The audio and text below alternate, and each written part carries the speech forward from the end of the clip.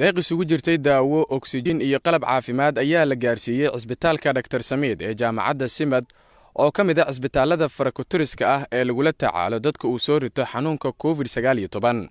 Deeqdan oo ka timid midowga murashaxiinta dalka ayaa ka dambeysay kadib markii murashaxiinta maamulka cisbitaalka iyo midowga dhaqaatiirta ay la wadaageen baahiyaha ka jira cisbitaalka in ay kaalin ka qaataan ayaa waxay kaga jawaabeen si hordhaca xalinta baahiyihii ugu darnaa cisbitaalka.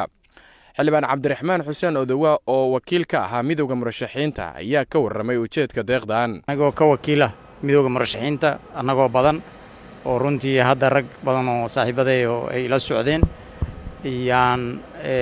waxaan ilaahay maadiisa inaan maanta soo gaarsiino isbitaalka Dr. Sumayd jaamacadda Simad qalab loogu talagalay in lagula tacaalo corona.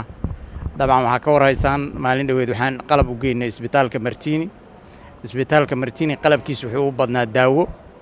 isbitaalkana qalabkiisu wuxuu u badan yahay agabkii kale ee caafimaad sida oksijiinka iyo haamanka oksijiinka iyo qalabka kale ee dhaliya oksijiinka sida concentratorka bahalka loo yaqaano.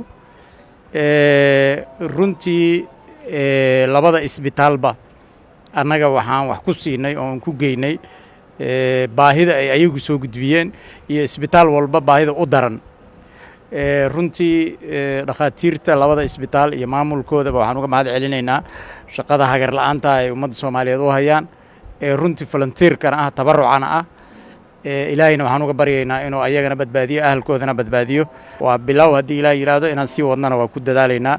dhammaan ummadda Soomaaliyeed waxaan ugu baaqaynaa in sadaqadu mar walba wixii loo baahan yahay iyo nooca loo baahan yahay yaa muhiim ah. hadda waxa ugu muhiimsan oo la sadaqaysto waxaa ka mid ah oksijiinka in lagu sadaqaysto dadka oo isbitaalada oksijiin la geeyo. oksijiinka ilaahay nagama gadin maalintii intaasaa oksijiin cabaysaa.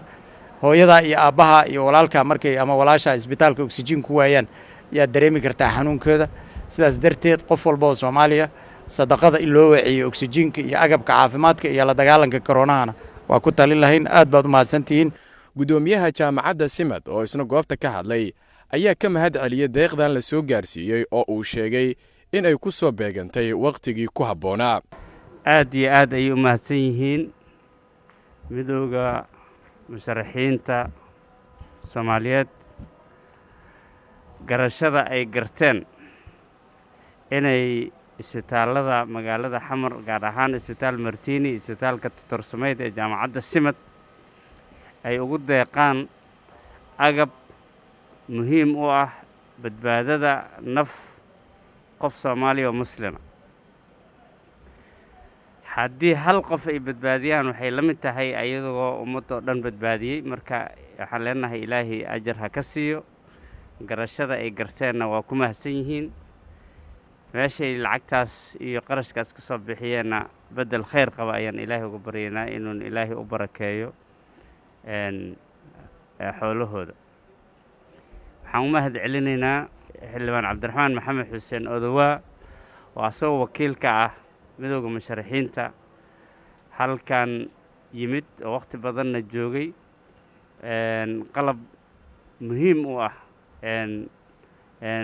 shaqada aan hayno la tacaalidda COVID-19 nagu wareejiyey.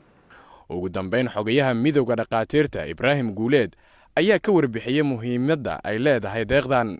waxaan rabaa inaan dhammaan u mahad celiyo dadkii hawshan soo abaabulay oo ugu horeeyo xildhibaan odowa oo ay soo wakiisheen midowga musharaxiinta Soomaaliyeed maantana meeshana la jooga isagana ah qofka alaabtan soo gaarsiiyay ama guddoonsiiyey. waxay mar walba u taagnaayeen ama dareemayaan inay u damqadaan dadkooda Soomaaliyeed. waxaan rabaa shacabka Soomaaliyeed inaan u soo jeediyo qof walba inuu ka qayb qaato gargaarka loogu jiro ama ka hortagga loogu jiro dadka xanuunadan qaba oo aad u liita. waddanka waa dareemi karnaa caafimaadkeena meeshuu marayo iyo halista waddanka lagu jiro. Yuusuf Cabdullaahi Maxamed warbaahinta Goobjoog magaalada Muqdisho.